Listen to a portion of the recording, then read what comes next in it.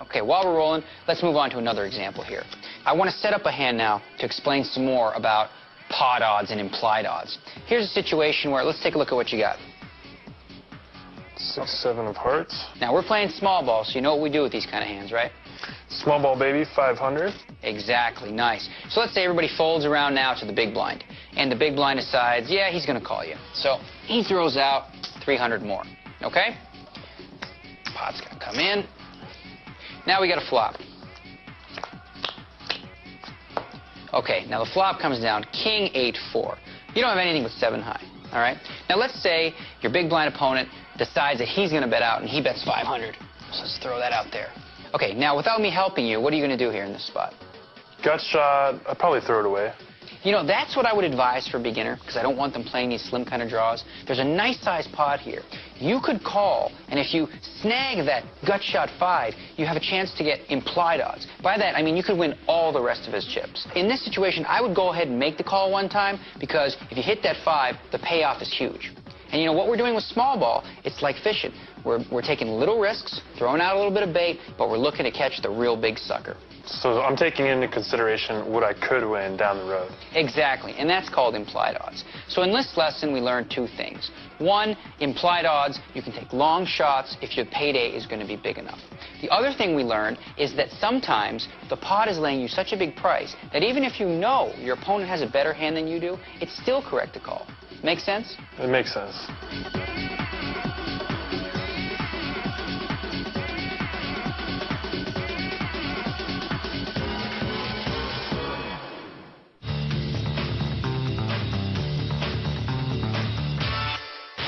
You know, here's the thing with small ball, though.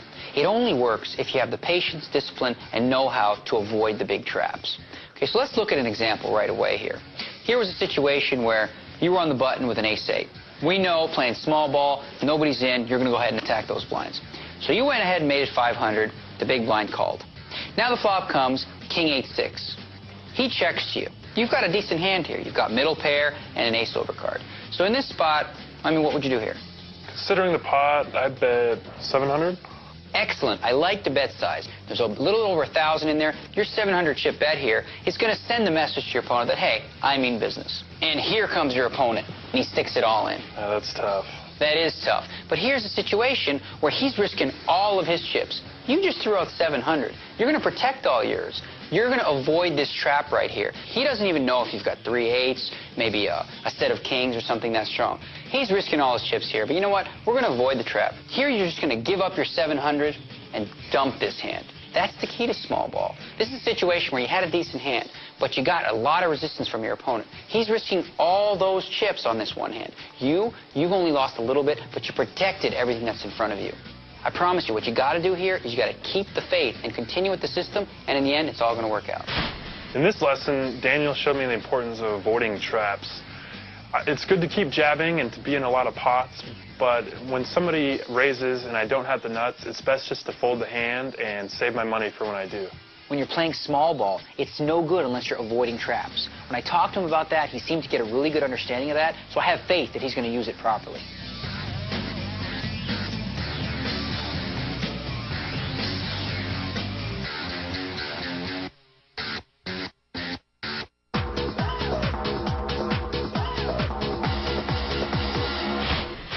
You know, probably the best thing about small ball is something I want to talk about right now. When it comes to setting traps, it's just so easy. You're playing so many hands, you're always throwing jabs, you're confusing everybody. When you have the nuts, or when you have nothing, they're not really sure because you play them the same way. That's the key. Why don't we look at an example where you actually have a good hand? You've raised on the button here with the ace-jack of hearts. The big blind's called you, and now the flop comes gin. You flop the absolute nut flush. Now in this spot, the big blind here decides to check it to you. Now, what's your play? Let's keep it consistent. I'll bet 700. Excellent. See, this is actually setting a trap. If you would have checked here, that's going to set off alarm bells. This guy knows you always bet. You're always being aggressive. If you check, he's going to think, you must have a really good hand. And the amount you bet is perfectly in line with small ball. You've got 1,000 over there, and you're betting 700. You do that when you have the nuts, and you also do that when you're bluffing. So in this spot, if your opponent is unlucky enough to have a decent hand, he's not going to know what to do. Let's have a look. Here he comes. all the chips. Now he's risking all that. You've risked only 700. You obviously are going to call him, and you're going to bust this guy right here. Turn over his hand and see that, look, he's got top pair, pair of queens. Against you, he's never going to throw that away. He thinks he's protecting his hand because you're playing what looks like maniac style.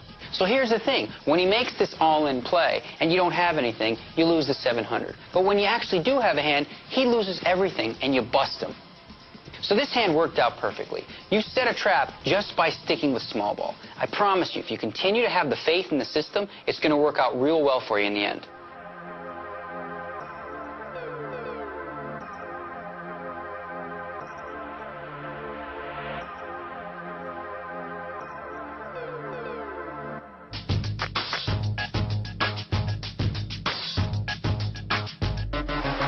Okay, it's time to take some of the stuff we learned and really put it into practice. There's this one really cool play that all the pros know, but you never really read about it in books or anything like that. It's what I like to call phantom poker or calling with nothing. All right, let's look at an example here. Let's say here you're in the big blind. You've got small blind, big blind with 25 and 50 chip blinds. Small blind says, okay, he's going to raise you to make it 150. Let's see what you got. 9-10 of hearts. Okay, this is a nice little hand here. You're going to go ahead and call, right? I think I'll call. Absolutely. Okay, so now we're going to go to a flop. Flop comes down.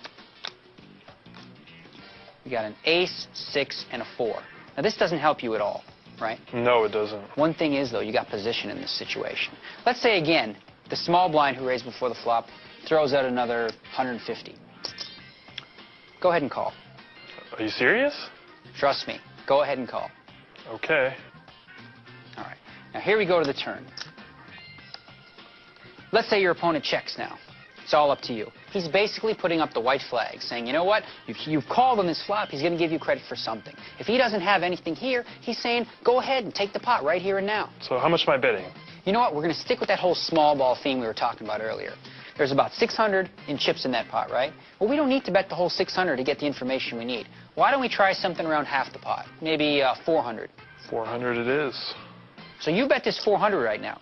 If your opponent doesn't have an ace, you call this flop, it looks like you either have an ace, you might have a 4, he's just going to give up. You've won this pot with pure position. He mucks his hand, you take it down, you don't tell anybody, you had absolutely nothing with the 9-10 of hearts.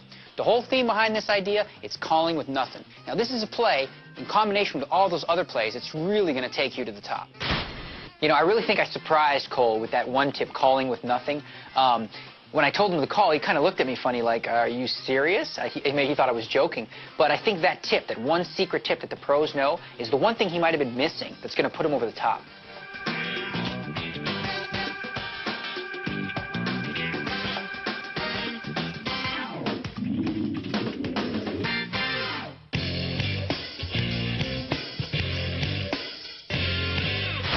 Okay, Cole, you know what's going to really separate you from the middle of the pack? The way you defend your blinds.